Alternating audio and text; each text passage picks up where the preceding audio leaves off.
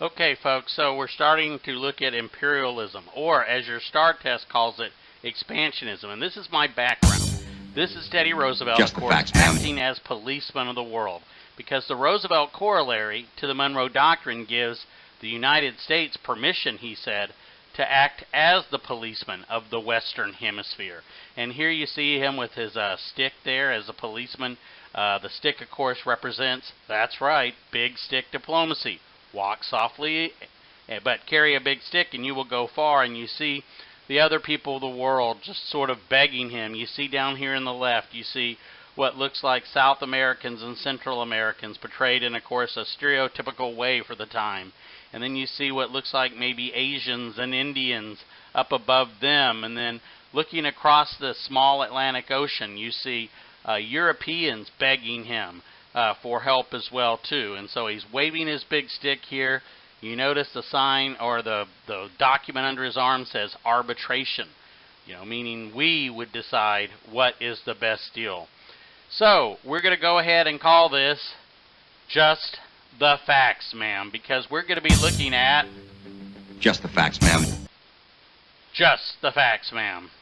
And so this is going to be incredibly boring. It's my first attempt to really do one of these. Remember, we're looking at this for your AP test, and if I'd gotten this done sooner, yes, it would have helped you on your STAR test, but hey, I didn't get that, and so I tried, but it didn't record. So we're going to look at imperialism right now. There's different types of imperialism. There's the imperialism where you physically take over a country and have your troops there and make them do everything you want. There's cultural imperialism where your ideas and your culture basically wipe out the culture in that country. Think McDonald's all over the world. Think American music being diffused, American movies, those kind of things. That's cultural imperialism. Now, America begins to expand with the purchase of Alaska. In 1867, Seward, the same guy who'd survived the assassination attempt, you might remember that, he was sliced and diced, he buys Alaska. They called it Seward's Folly. They thought it was a terrible mistake, but the Russian Tsar, as usual, needed to get some money, so he sells it to the United States for a few $1 million. People call it Seward's Folly, Seward's Icebox. But fortunately, the Senate goes ahead and approves it.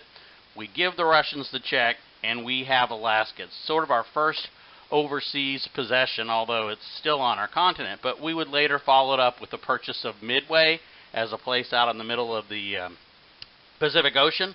And it's not too long, kind of like with California, that we purchased Alaska, that we find gold there. There's gold in Nome, Alaska. There's gold over in Canada, in the Yukon. And so Americans by the thousands leave out of Seattle usually or San Francisco, and they head up to the gold rush, and this helps settle the area. But the area really we want to talk about, or the time we want to talk about most, is the Spanish-American War of 1898. This is a turning point. This is a time when the United States goes from being concerned only about its own territory to looking and finding territory overseas. And there's going to be a lot of reasons for this. The immediate cause of the war is going to be the explosion of the Maine and anger by Americans at how the Spanish are treating the Cubans.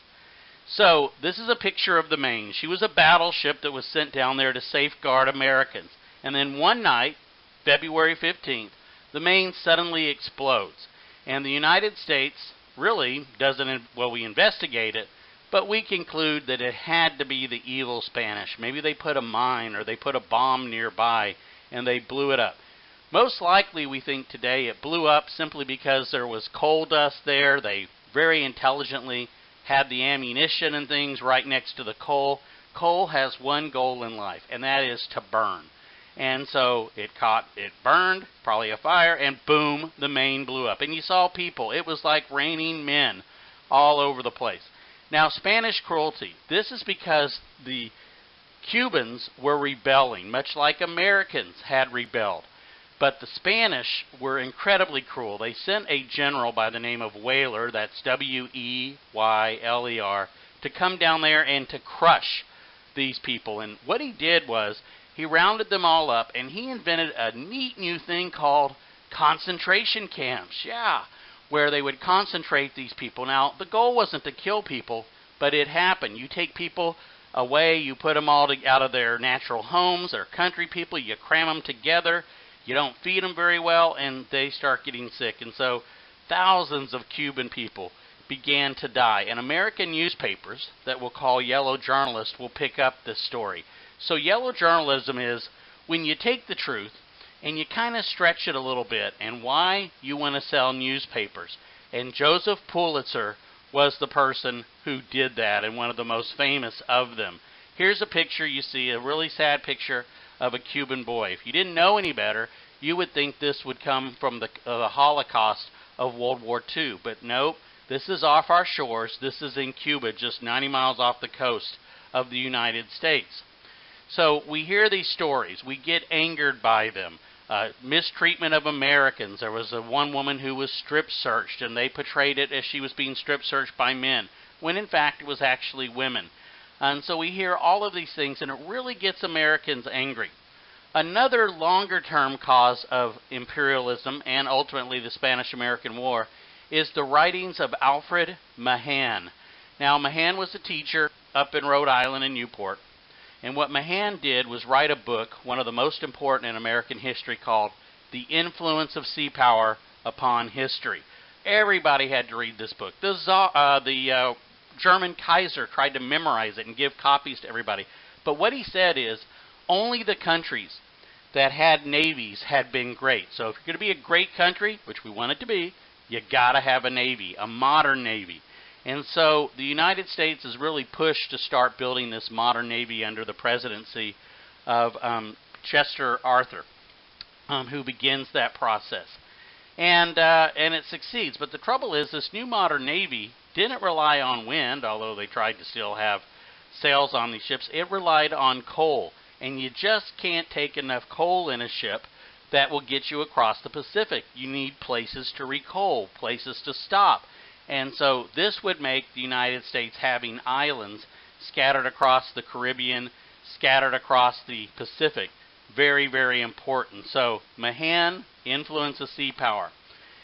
Now, there's another concept that's going to be important too in Americans pursuing imperialism. And that's the concept often called the white man's burden, after a poem by Rudyard Kipling. What he wants to do is he believes that it's duty of white Christian men to spread their beliefs, to spread their science and their better way of doing things. It's a terrible burden, but we got to do it. And then there's the concept of social Darwinism, but applied internationally. Now, social Darwinism, I know you remember, is the idea where we called it survival of the fittest. You know, the animals or the people that do the right things, they're rich, they're wealthy because they're smarter and harder working. Poor people must therefore be stupid and lazy, and we shouldn't help them because they'll pass on those stupid and lazy genes. Sounds very cruel, but that's how people looked at it at the time. Well, international social Darwinism applied that to countries. If you're going to succeed, you got to have colonies. You've got to do this, and if you don't do the right things, you are destined to failure. Now, all of this is part of the race for colonies at the time. The British, the French, the Portuguese, man, they grabbed everything up right away. But what happened was the Americans, we were kind of late to doing colonies. After all, we had been a colony. The Germans, the Italians, we're all late. So there ain't really much left but some crumbs. So you either take those crumbs or you find countries like Spain, who were weak and declining, and you take it from them. And that's exactly what's going to happen. Now, there have been several things going on. Americans began to believe we might be running out of resources. Plus, with all of this great new technology and the labor sources we had coming in from the farms and coming in from other countries, we were making more stuff than we could possibly sell. So we need markets. And remember, mercantilism at the beginning of the year. Mercantilism is the idea of increasing your exports while minimizing your imports. You want to sell more than you bring into the country. And colonies are perfect for that. The colonies will supply you with cheap resources, which you buy at a low price or you just take. And then, of course, you make them into stuff, and you make those people buy it at prices you tell them. Yeah, it works great until, of course, the people have a revolution and throw you off. But that was one of the goals. Now, jingoism is this idea that, it's like patriotism on steroids. You know, you got to do this for the country. We want more of the world to be colored the color of the U.S. on the map. Like the British were always pink or red. We want more of the map to be red. And so we're willing to do it. It's this really strong sense of patriotism that we needed to do this. Now, when the West was being settled, land was given away, but in 1890, the Census Department reported the frontier is closed. And this scared a lot of people, especially this guy, Frederick Jackson Turner. And Frederick Jackson Turner writes this thing that will become known as the Frontier Thesis. And he believes that with the frontier closed, we were losing a safety valve. Now, a safety valve is something you have to reduce pressure. If pressure is building up in an object and it's about to blow, the safety valve will open up and let some of it go. Well, that was what the frontier, that's what the West was for us. Because anytime people got unhappy, people were angry, people needed a second chance, they could always go west, young man. But now, sadly, the frontier was closed in 1890. So, this would be our new safety valve. We also had a religious impulse. You had a lot of Christians who had settled in around the world. They really wanted to do what they thought was God's work. Many people might kind of laugh or think that's silly, but these people truly believed that they had a duty to spread God's word and to save souls, just like the Spanish, the French had believed way back during our founding. A basic humanitarianism, trying to help people, save them with our medicine, make things more convenient with modern ways. These people had helped settle Hawaii. Now, it works for a while, but usually the second or third generation isn't quite as excited, and they often turn, as they did in Hawaii, into making money.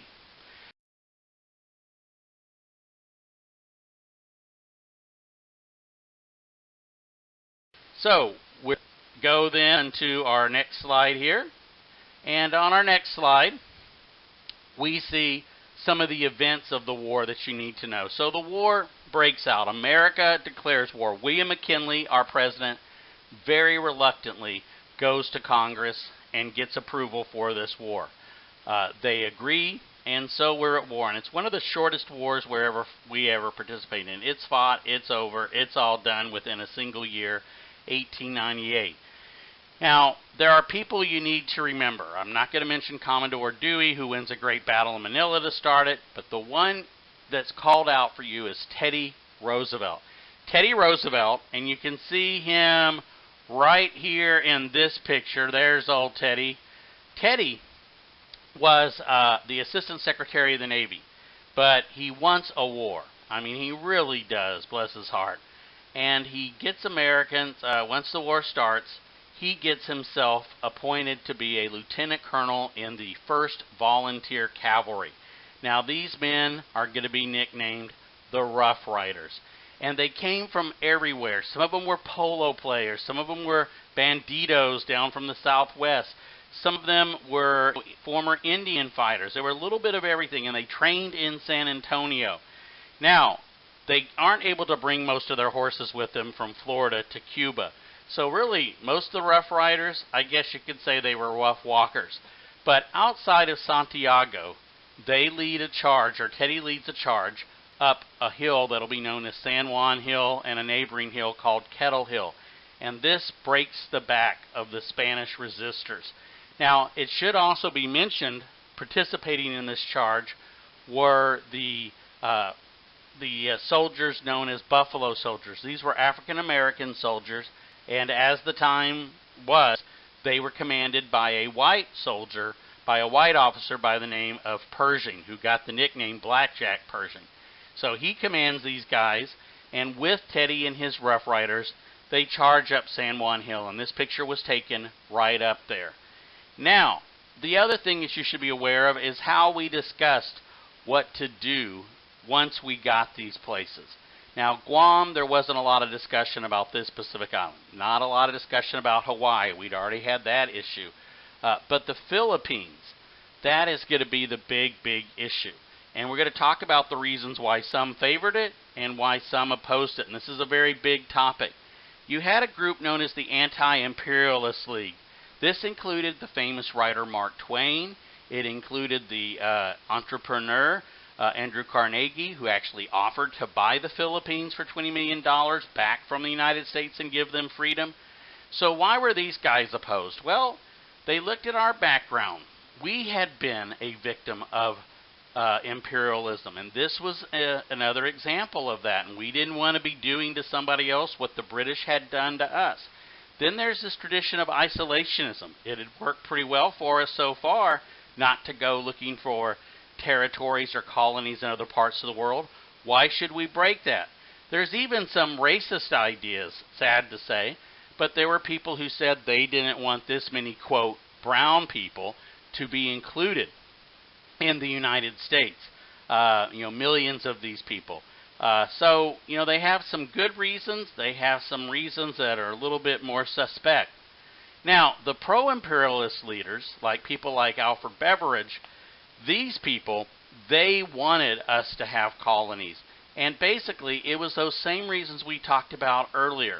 They even had racist reasons. They thought they were better and these people needed help from us. There was even the idea that, we needed markets. We needed a place to send our unhappy people, the safety valve. We needed a place for resources. We needed, more colonies, more space on us. Everybody had colonies. Why not us? So I guess there was some, country peer pressure. Then there was just this idea, too. Somebody is going to take it. If we don't take it, the Germans are going to take it. And President McKinley said he got down on his knees and he prayed to God, and God said to take those islands and to make the people Christian. Now, the islands had a mixture of people, the Philippines. They do have Christian Catholics, but in many Americans' minds, that wasn't Christian enough. And they also had a large number of Muslims as well, too. So there's this idea we're going to Christianize these people. Now, sad to say, once we do take the Philippines, there is this terrible insurrection. Understandably, the Filipino people feel betrayed, and they rise up and they fight us. Many of the same people who had joined us in this war against the Spanish. And sadly, more people die fighting to take the Philippines from the Filipinos than died to take it from the Spanish. And Emilio Aguinaldo is one of the leaders of this. And it's an incredibly cruel war. And many people kind of call it our first Southeast Asian War. They compare it a lot to the war in Vietnam, because we're fighting not necessarily a uniformed, disciplined army. We're fighting guerrillas, many of whom use the same kind of techniques we used against the British, but in this case they're using it on us. And Blackjack Pershing is one of the people who fights there as well, too. This all gets him famous for what will happen a little bit later. So when the Filipinos finally are defeated, the Philippines are made ours, and they will stay part of the United States until 1946. One other thing, and I don't know if this argument was made then, but it was definitely clear later. Having these islands and being, in control of them way out on the other side of the globe, over there by Japan, by China, this would be very, very difficult to hold. And in World War II, the Japanese take the Philippines quite quickly. And they proved to be a little bit too tempting and a little bit too hard for us to control. Now, we go to the next slide.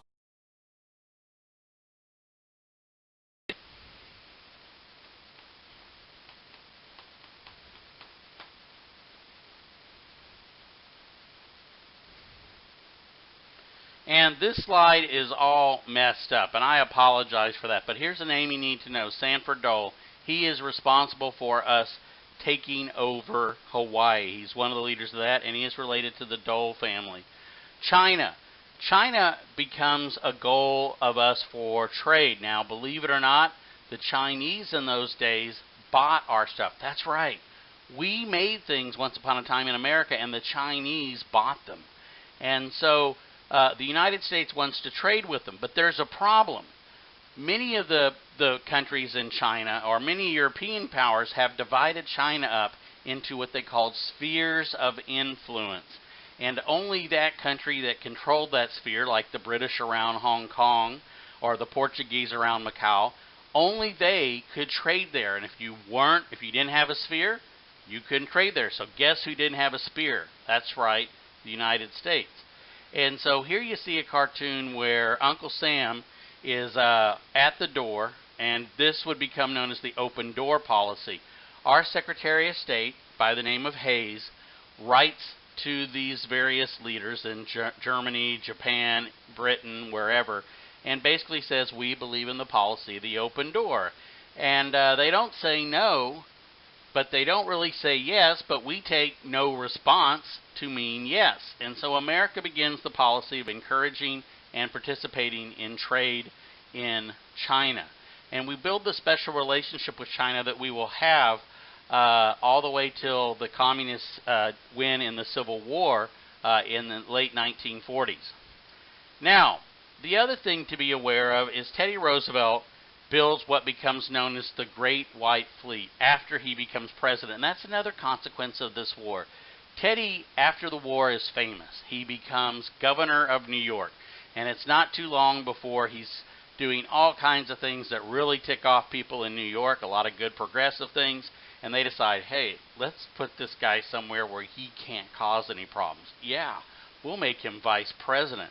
Nobody ever gets to do anything as vice president, so he becomes vice president, and he's bored to death. He's watching the ceiling fan and all of that, and finally, fortunately for him, William McKinley, the president, goes to Buffalo, New York, and he up and gets himself shot and dies. And so Teddy Roosevelt, that damn cowboy as they called him, suddenly becomes president. And as president, he wants to carry out what Mahan said. So he builds one of the greatest fleets in the world, the Great White Fleet, which traveled around the world once it got built. It was probably the greatest fleet after, say, the British and definitely the Germans and probably the French. But it was an incredibly impressive fleet that traveled around on a goodwill tour, but it was also part of this speaking softly and carrying a big stick. Let people know, hey, we're pretty tough. We're going to be nice to you. Please do what we want, the carrot approach. But if you don't do what we want, you'll get a visit from the Great White Fleet. And that's the big stick approach. The other thing that Teddy's going to do here is, of course, the Panama Canal. And he is responsible more than any man for getting that done. Now, the Spanish-American War revealed to America the need to have a canal that goes through Central America. An American ship, the Oregon, was fighting in the Pacific but was needed in the Atlantic. And it took months to get that ship all the way back. And so we really looked at building this canal through the middle of Central America. The French had tried, but the mosquitoes, the landslides, all of that made it too hard. They tried to build a sea level canal like they did in Egypt called the Suez Canal, but you just couldn't do that. So the United States buys up, or tries to buy up, the region of Colombia known as Panama. Well, Colombia agrees to it, but like us, when you write a treaty, you have to get it approved by your Senate, and the Colombian Senate said no. Teddy wasn't about to be stopped by this. He thought they had lied, and so Teddy helps encourage a revolution down in Panama. The Panamanian people rise up, we send down a few ships, and the Colombians back off. And the first thing the Panamanians do for us is to give us permission to go ahead and build this canal. Now, my stuff is all off here. Here you see Teddy with his canal. You see him with his big stick on one of the Great White Fleet ships riding through there. Now, when Teddy starts work on the Panama Canal, what happens is we have a lot of the same problems that the Spanish had, or the French had. We have the mosquito problem causing malaria, so we come up with a way to limit the mosquitoes. We spray, we spend a fortune down there killing the mosquitoes. And I can tell you, I was down in Panama for about a week a few years ago, and I don't think I saw a single mosquito. I mean, they spray everywhere, even today. And they defeated the mosquitoes, and then they developed ways to build what are called locks to take you up and over the sort of the mountains back down into it. And it's an incredible accomplishment. And we finally get it done several years after Teddy's not president anymore in 1914, just in time for World War I. Now, the Panama Canal is a source of anger among Latin Americans. Colombia feels like we stole it from us by starting this revolution in Panama. The Panamanians for years were mad that we were making the money, we were operating the canal, and they didn't get any money from it. And so Jimmy Carter, one of his foreign policy accomplishments, negotiates a deal with Omar Trujillos of Panama, and he is able to get this canal back to the Panamanians. And in 1999-2000, it was turned over to him. The Panama Canal Zone, the Americans all there left, and the canal today is too small for most of the traffic we need, so the Chinese and others have helped enlarge parts of it, some of the locks, so that bigger ships can get through that.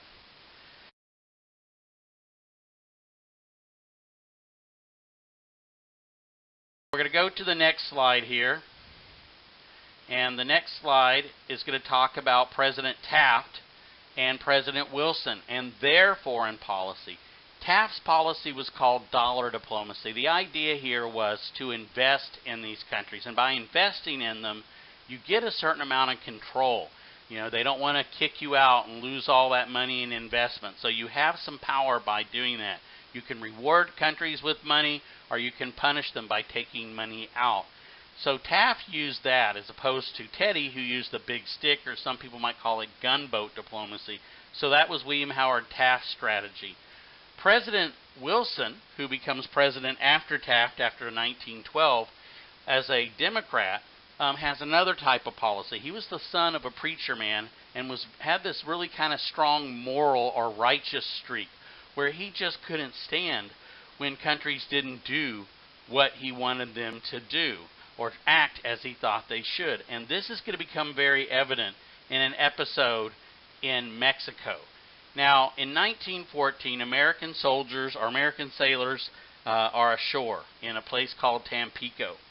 And what happens is they're roughed up, they're picked up, and they end up being kept and finally let go by some people. So what ends up happening is we ask the Mexicans to apologize. The apology apparently isn't sufficient. And what ends up happening is we occupy Veracruz nearby for some time, and people are killed in that. Then, in 1916, Pancho Villa, the Mexican revolutionary by Mexican standards, bandit by American standards, crosses over into New Mexico, and he attacks a town called Columbus and kills several Americans. And so we send Blackjack Pershing, shown right here, to go after him, and he pursues Villa all over the place. And this is very similar to after the attacks of 9/11, when the United States sends hundreds, thousands of troops to Afghanistan in an effort to find Osama bin Laden. Now, we do find bin Laden, and he is finally killed. We never find Pancho Villa. It's his own people end up killing him. But the idea here is, why was he so mad? Well, the Mexicans we saw had acted badly, and why did he want to impose all onto the people of Veracruz? Well, Mexico had had a revolution. Its leader, Madero, had been killed by a guy by the name of Huerta, who takes over the country, and Wilson thinks this is no way to run a government. So we're going to go on to the next slide and see how this works. And it's going to be a scene from the movie The Rough Riders, if it even plays on this poor computer. And, oh, it is! It's working! Kinda, sorta. There we go. We see Teddy charging up the San Juan Hill here. There you go. There's the Spanish up on top of Kettle Hill. And here he is, becoming famous. He's going to use this to propel himself to the presidency. Alright, well, we'll go ahead and stop there, and I'll leave this with you. There's Blackjack Pershing. There's the Buffalo Soldiers that I mentioned. I'll at least let this go till you can see good old Teddy coming up there. Alright, no Teddy there. There you go, take that. Yeah. Alrighty. Nope, that wasn't Teddy either. He's here, I promise you. Yeah. He's going to be coming up there with those other Rough Riders. So we'll go ahead and stop here. Alrighty. I was doing live streaming stuff. I was thinking of doing a live streaming thing. Man, I've learned all about it, how you do it. Pictures, and you have your own little studio on it, but this was too slow to do it, so I tried to set it up on yours. But I can't get the frickin' cameras to work on any of these things. Do you have the camera disabled on yours? Well, it's disabled on this one. All I got was a black screen and my voice.